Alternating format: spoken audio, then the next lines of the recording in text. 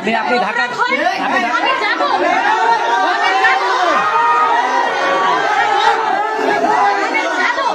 আপনার পদ পদবিটা কি? আওয়ামী লীগের আপনি কি কোন পদে ছিলেন?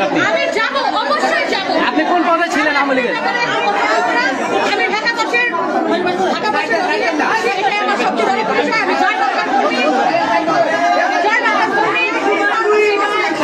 আপনার নামটা কি? রওজন। আসসালামু আলাইকুম প্রিয় দেশবাসী, সবাই কেমন আছেন? আজকে দেখলাম শ্রম ও কর্মসংস্থান উপদেষ্টা আসিফ মাহমুদ সজীব ভুঁইয়ার ছবির মধ্যে জুতার মালা দিয়ে তাকে অপমান বা তার বিরুদ্ধে প্রতিবাদ করা হচ্ছে। আমি একটি কথা আগেও বলেছিলাম, ভিডিওটার পরিশেষ পর্যন্ত অবশ্যই সবাই থাকবেন, যে আসিফ মাহমুদ যারা উপদেষ্টা, ছাত্র সমন্বয়ক থেকে যারা উপদেষ্টা হয়েছে, তারা কিন্তু অতিরঞ্জিত অনেক কিছুই করছে। অনেক আগে থেকেই বলেছি, দেশ সকলের সমন্বয়ে সকলের প্রতিবাদে এই শেখ হাসিনার কিন্তু পতন হয়েছে।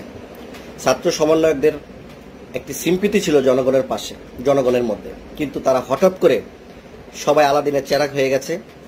নিজেরা সবচেয়ে পৃথিবীর শক্তিশালী ব্যক্তি হয়ে গিয়েছিল।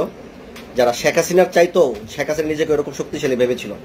তো মানে ছাত্র সমন্বয়করা তাই করেছে। এখন ছাত্র সমন্বয়ের পক্ষে যারা উপদেষ্টা পরিষদে আছেন, তারাও নিজেদেরকে অনেক বড় বড় ব্যক্তি ভেবে গেছেন। কিন্তু ওনারা ভাবা উচিত ছিল যে আমরা কি থেকে কি হয়েছি। আমরা কি বলবো, এটা একটা জ্বরে বগ মরার মতো, যে আমরা একটা চাকরির কোটা সংস্কার নিয়ে চাকরির জন্য আমরা যারা একটা ভালো একটা চাকরি পায় সেটা সুবাদে, কিন্তু এখন তারা সরকারের দায়িত্বে আছে। কিন্তু আজকে যে বিষয়গুলো নিয়ে ওনার ছবির মধ্যে জুতার মালা দিয়ে প্রতিবাদ করা হচ্ছে জনগণের পক্ষ থেকে, সেটা আপনারা বিষয়টা জানেন যে আমাদের বাংলাদেশের একজন প্রিয় ব্যক্তি, সেটা যে কোনো দলেরই হোক, আমরা মনে করি সেটা হচ্ছে ইঞ্জিনিয়ার ইশরাক হোসেন, ঢাকা নগরের ঢাকা সিটি কর্পোরেশনের মেয়র, এবং ওনার জনপ্রিয়তা কিন্তু আকাশ ছোঁয়া। যখন আওয়ামী লীগের সাথে উনি নির্বাচন করেছেন, প্রতিটি বিল্ডিং থেকে কিন্তু ফুলের পাপড়ি ওনার মানে শরীরে ছিটানো হতো, মহিলা পুরুষ সবাই। কিন্তু আওয়ামী লীগ জোর করে তার রায়টাকে মানে পাঁচটাকে ফেল দেখিয়ে তাপসকে আপনার মেয়র বানিয়ে দেওয়া হয়েছিল। কিন্তু আদালতের রায়ে কিন্তু মেয়রটা ফেরত পাচ্ছেন। কিন্তু এখানে আসিফ নজরুল সজীব ভুঁইয়া উনি বলেছেন যে আইনি জটিলতা আছে তার মেয়র মানে শপথ গ্রহণটা নিয়ে। এটা নিয়েই মানে একটা বিতর্কিত চলে আসছে। এটা তো ওনার কাজ না। আমি মনে করি যে এই উপদেষ্টারা অল্প কিছু দিনের জন্য তারা মেহমান হিসাবে রাষ্ট্রের কিছু মানে সংস্কার এবং রাষ্ট্রের কিছু পরিবর্তন ওনারা আনতে পারে, এটা একটি আছে। কিন্তু মেইন মানে তত্ত্বাবধায়ক সরকারের কাজ হচ্ছে নির্বাচনকে মানে নির্বাচনমুখী করা, প্রত্যেকটা দলকে নিরপেক্ষভাবে তারা যেন সুন্দর একটি সরকার গঠন করে দেওয়াই তাদের একটা কাজ। কিন্তু একটি দেখেন, এই সরকার আসার পরে জনগণ কিভাবে খুশি থাকবে? একটি মিথ্যা চক্রান্তের মাধ্যমে সাধারণ আনসার বাহিনীকে একদম পুরা শেষ করে দিয়েছে। কতগুলো মানুষকে তারা জেলে নিক্ষেপ করেছে, চাকরি থেকে বাদ দিয়েছে, ফ্রিজ করে রাখা হয়েছে। হাজার হাজার মানুষদেরকে তারা কিন্তু হাজার মানুষের পরিবার লক্ষ লোক হয়ে দাঁড়ায়। এই লক্ষ লোক কিন্তু ছাত্র সমন্বয়কদের বিরুদ্ধে, মানে নাগরিক পার্টির বিরুদ্ধে, এই বর্তমান ছাত্র উপদেষ্টা যারা হয়েছেন তাদের বিরুদ্ধে। একটি কথা আমি নিরপেক্ষ বলতে চাই, আমরাও চাই দেশে শান্তি শৃঙ্খলা, দেশে বাংলাদেশের যানমুক্ত মানে শহরগুলো গড়ে উঠুক। এই যে ব্যাটারি চালিত রিক্সা, অটো রিক্সাগুলো ভেঙে ফেলা হয়েছে, আবার জরিমানাও দেওয়া হয়েছে। এদের গরিবের ক্ষতি করা যাবে না, কোনো সরকারই যেন গরিবের ক্ষতি না করে, এটা সবাই চায়।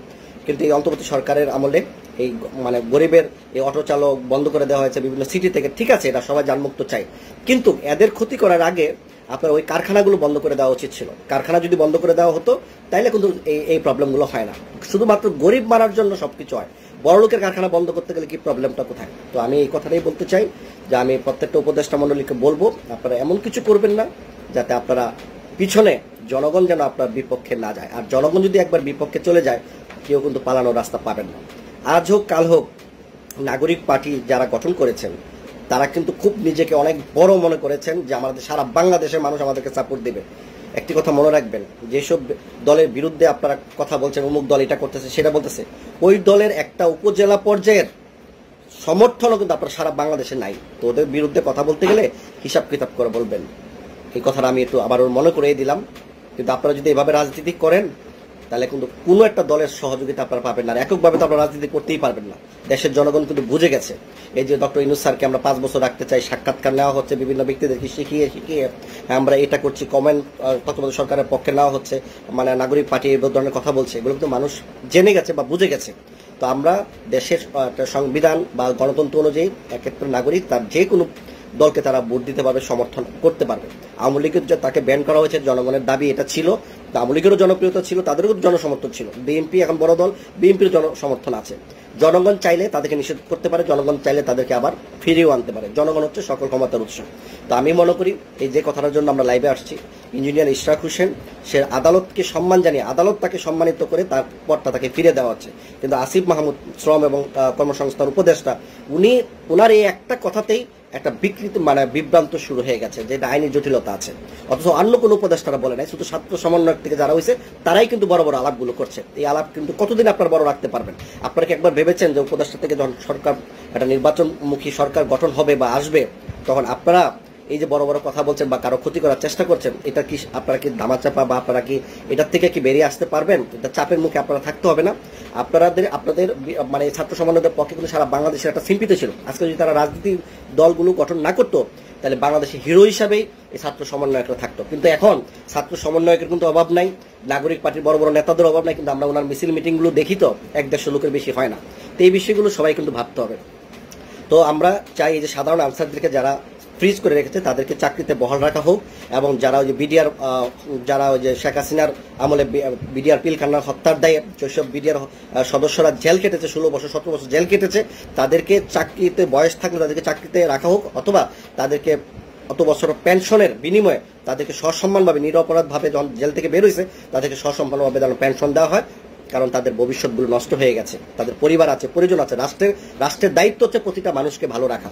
তাই আমি মনে করব যেসব শেখ হাসিনার আমলে যারা অত্যাচারে নিপীড়িত হয়ে সামরিক বাহিনীর লোকেরা চাকরিচ্যুত হয়েছে, তাদেরকে সুন্দরভাবে মূল্যায়ন করা, এটা সরকারের সিস্টেম অনুযায়ী মূল্যায়ন করতে হবে।